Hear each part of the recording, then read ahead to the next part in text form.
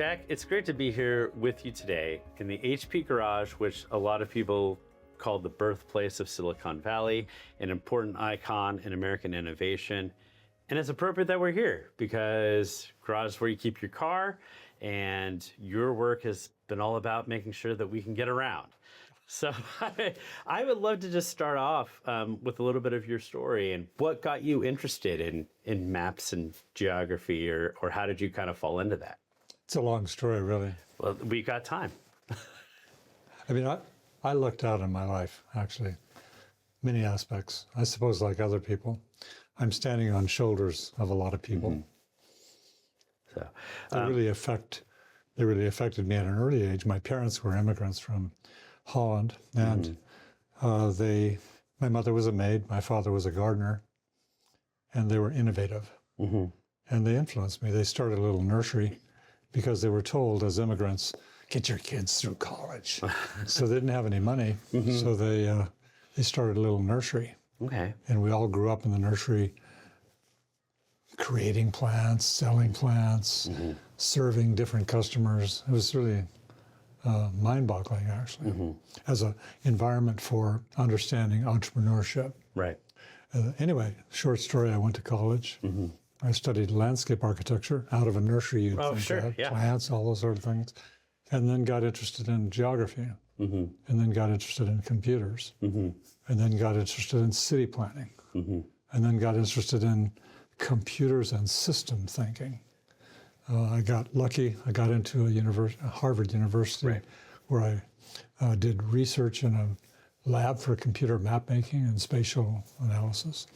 And it just like blew my mind, because all those pieces of my life of studying landscape or studying geography or studying systematic ways to think or do design, it all sort of came together with this idea of fusing geography, the science of our world, with design, with computers.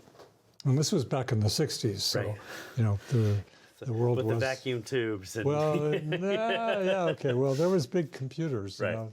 It was after that. Yeah.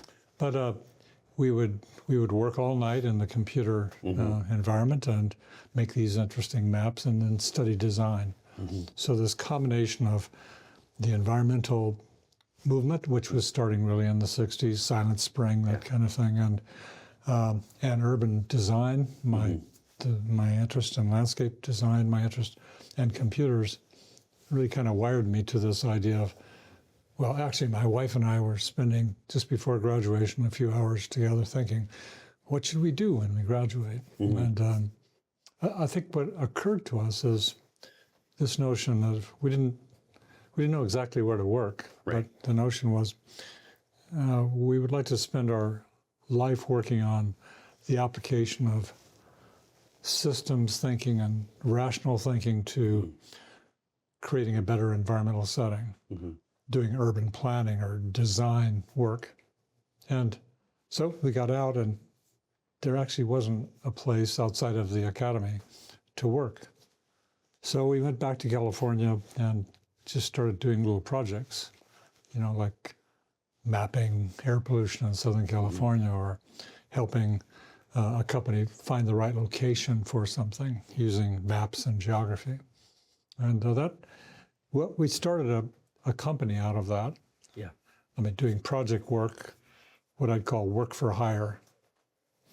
And we did that for about 10 years, starting with little projects and bigger projects and bigger projects, applying computerized geography and computer map making to solving problems. And that eventually led to development of GIS. And I was wondering if you could explain, you know, to folks who maybe not know, you know, exactly what GIS is and how it gets used. Yeah, I'm telling a long story here, and I'm sorry, Alex, to bore you with it, but I'm not bored at all. These are we did all these little projects, and we made homemade software to make the product, you know, the projects work. And in those days, there were no software companies. I mean, IBM had software, but that was it. So about the end of the 70s, some of our customers said, can't we just buy some of your software. This was homemade software. Right. It was not productized. And fortunately or unfortunately, we sold it a few times.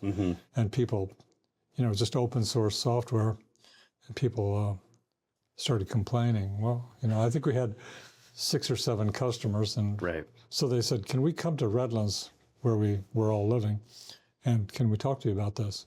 So we had our first user meeting. This was not a good thing. I wouldn't say they threw rotten tomatoes, but they were very nice. They provided constructive feedback. Well, we had done all this great work for them, and then the software was there. And but they said, Jack, we know that you're not taking software as a product seriously. Would you do that if we paid you a little bit of money? Like they said, each of us, there was, I think, 7 of them would pay $5,000 a year if you compiled the software and you provided tech support, which, let's see that, 7 times. Okay, we'll do that. Which, as a small little company, I mean, we had no capital to start Esri. We just were eking out an existence project by project. And one of my colleagues, Scott Morehouse, said, Jack, I don't want to work for hire. I really would like to work on this idea of a product. And that started us thinking, okay, well, why don't we build a first principles product which would support our project work, not really knowing that we would become a software company. So this combination, Alex, of having our users there and also a few interested and interesting people that were working with me who wanted to build a product set us on a different course.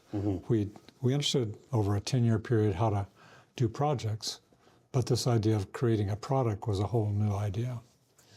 So we began to build it. It took us a couple of years to build it. It actually it almost made us anemic funding it because we didn't have outside funding. It was just funded out of projects. We released it, and it wasn't as complete as all the homemade software that we made, but it always worked. So we released that. The customers said, great. They bought more of them.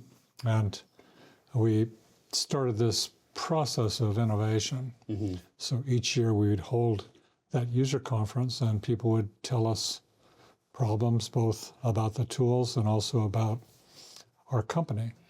So this year we'll hold it again in San Diego. It'll be like 17,000 people come.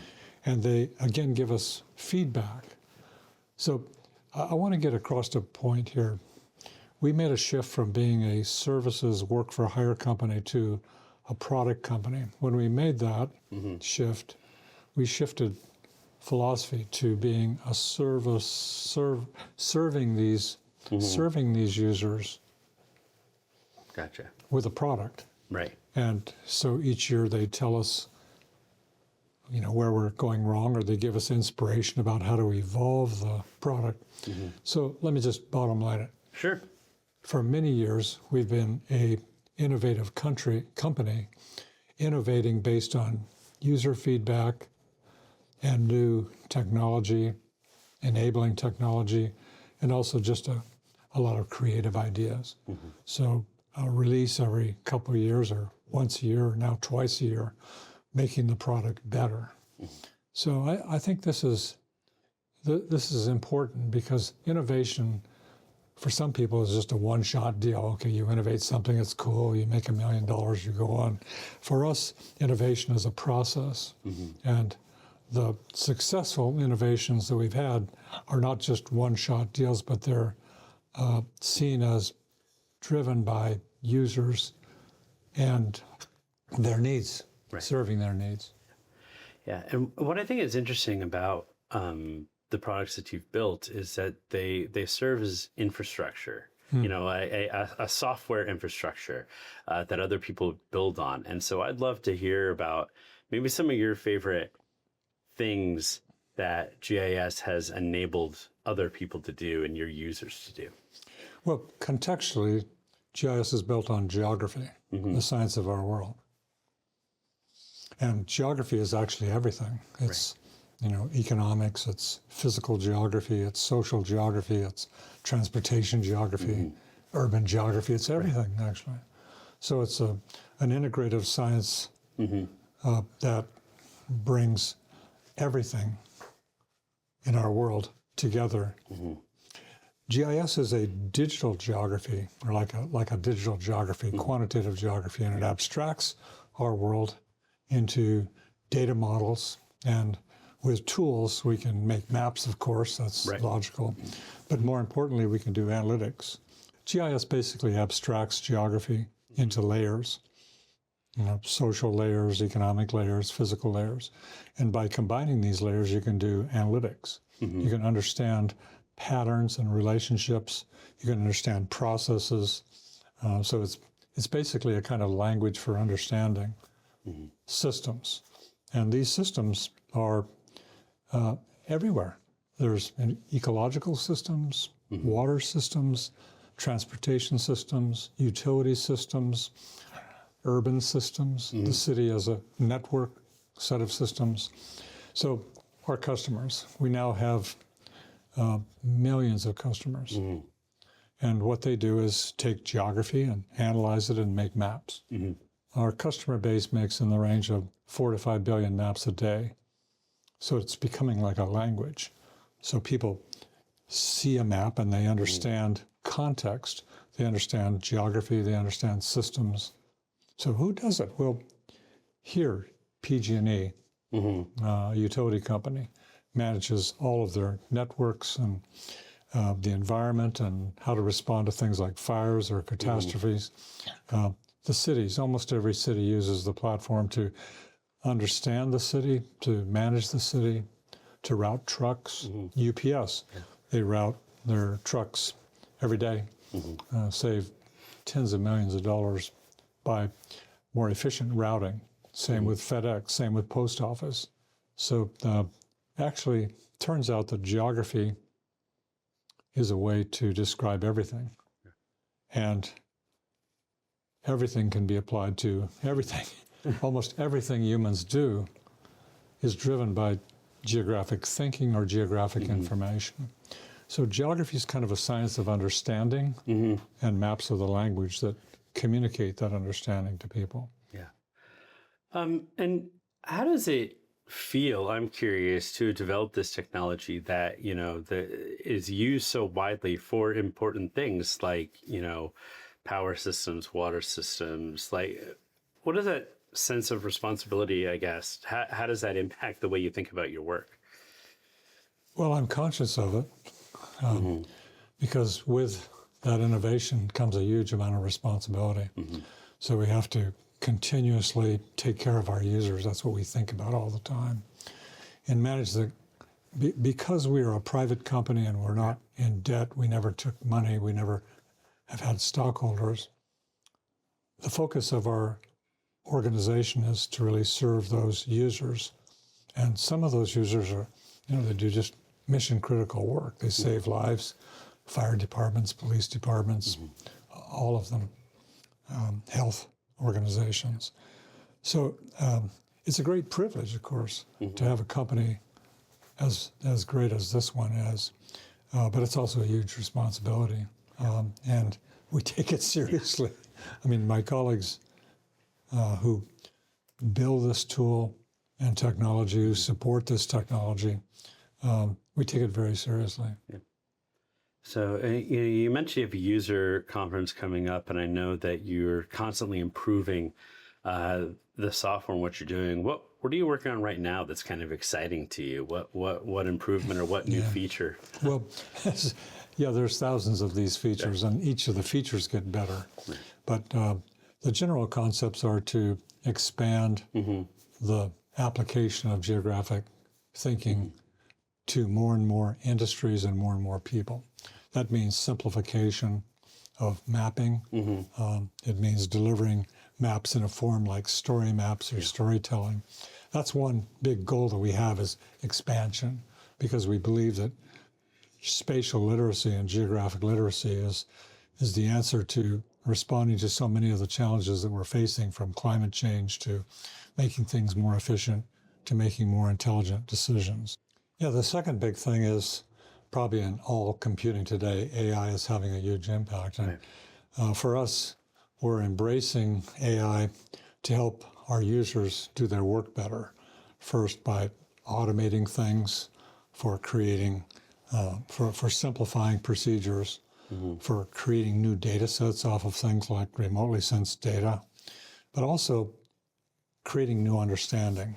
And if you understand how AI works, it's all about relationships, understanding patterns and relationships. And all of that stuff largely is referred to with respect to for words and people and numbers. Right. But geography, if you relate it to geography, which is, I would say, everything, it opens up patterns and relationships of understanding about how the world works at the global level and at the ecosystem level, at the hydrological level. It's like putting all of what we know, all knowledge of human beings into a computer, being able to model it, and then being able to predict, create new understanding and predict, make better decisions, communicate this understanding to people. I mean, that's core science, better understanding. It's also the application of science to where you should locate. I mean, our customers like Starbucks, where do you locate, or Walmart's, or their retail. But also, where do you locate a new fire station or a park? Or those are all things that are, by using embeddings and the richness of what AI can provide, we can create better understanding. And understanding precedes action. I mean, it's a logical piece of, it's a sweet little saying. Understanding precedes action, and geographic knowledge creates understanding. Maps are the communication of geography. They're the language of geography. And interestingly enough, like language, like these large language models which now talk with people, GIS is expanding in that dimension, but also maps synthesize and bring together for human understanding, like in an instant, patterns and relationships and processes and systems in ways that are unlike English or Spanish or French or any other language. So they're kind of a synoptic way to see the whole. And from my perspective, that's the big thing missing today is people are not approaching problem solving holistically. They approach it often in their own discipline or with their own mission in mind, economics or business over environmental or vice versa. What geography provides is a holistic understanding environment, and maps are the way to communicate it. One thing I'm curious about, you mentioned AI, but there's another technology over the last decade that's emerged, and that's this kind of like resurgence of low Earth orbit satellites, which are providing data, in some spots of the Earth, almost near real time, across spectrum, and we've got radar and, different ways of looking at the world. How has that impacted our understanding of the world and the map products that you and your customers build? Look, Alex, we're moving to a world where virtually everything that moves and changes will be measured. And not only measured, but also made available through networks. And that information is largely geographic, I would assert. Everything happens someplace. And satellite technology, providing synoptic pictures with greater rapidity, is covering the Earth. So it's just like real-time sensing of virtually everything that's occurring. And the application of AI to remote sensing means that as pictures are made, it's interpreting off the pictures, giving us new layers of information, which in turn can be overlaid with other layers, historic or real-time, some of them captured by field people, with their iPhones. I think we probably have 20 million users that are using field collectors to collect data. They're dots on a map or descriptions on a map. So where GIS really has great power is the fusion of all of these information layers together so that I can model and interpret information. And here's where AI can help, because it is also a kind of integrative systems-focused technology that can create better understanding and prediction. So as we move from now to the end of this century, I see the world as becoming completely digital, a digital twin, a kind of nervous system for the planet. And most people understand what I'm talking about when I say a nervous system for the planet, because they all have one. Right. You know, every measurement happens, we react, we cognate on it. So a more intelligent world will mean more intelligent decisions. It'll mean being able to get a handle on some of these challenging questions of environmental sustainability and climate change, or just the issue of how do we provide enough energy to feed these big data centers that are driving more intelligent world. So a nervous system for the planet. Can you imagine that? Where it's not just for a few, but it's made available ubiquitously so that bottom up, people make more intelligent decisions. It's not going to be, as we've seen, it's not going to be handled by a few rulers that run the world that change the policy. It's going to be, I mean, environmental sustainability is at a critical stage. In the next few years, if we don't turn it around, so to speak, it's not going to turn around. And so how do we do that? Well, we've got to equip with better knowledge every player. Everybody's got to do their part. And the sort of analogy is everybody has to plant a tree, or other people have to recycle, or they have to turn the light switches off to save energy, or they have to, there's 1,000 things to do. But how do we reach that bottom-up approach to creating a more sustainable world? You know, Alex, I just read an interesting article. In the last couple of years, there was, I think it was about a year ago, there was a survey done of young people in their 20s and 30s. Perhaps you read about this, about 10,000 kids. And the question was, is it going to work out? In other words, will human beings be around in this next generation? 53% of young people, these are educated people all over the world, said no, that it won't work out. That all these trends that are shown by the big, you know, the big technology companies, showing faster, more energy, more computing, all that. Nobody's asking this sort of fundamental question: what does it do to climate? What does it do to carbon? How are we going to manage the slowing down or turning around of climate change and loss of biodiversity? It's not going to happen by a few rulers, because they haven't. It's got to be bottom up. So my big hope is that this vision of creating a more intelligent world using geographic information as the foundation, with AI and new sensor technology and new modeling tools, everybody will get it. That there'll be sort of a foundation of science and truth told so that people do the right thing, so to speak. Yeah. So, you know, you mentioned talking about these ideas and decisions being made from the bottom up, which I think is kind of core to the DNA of our country. And we're here kind of celebrating 250 years of American innovation. So I'd actually like to put it to you, what does that American dream of innovation mean to you? And then what can we do to protect it, keep it going, so that that generation that we hopefully have 250 more years? Well, innovation is quite human. I mean, people have been innovating. It's the backbone of civilization forever, right? And that sort of a co-evolution of innovation and humanity is happening. And in this country, we've had the great fortune of wonderful resources. We've had an open society. While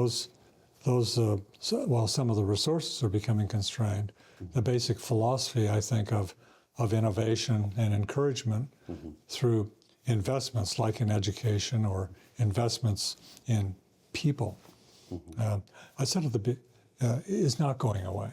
I said at the beginning, I'm standing on shoulders of other people. My parents who were immigrants, or different professors who helped me. They opened doors. They gave me help. They gave me encouragement.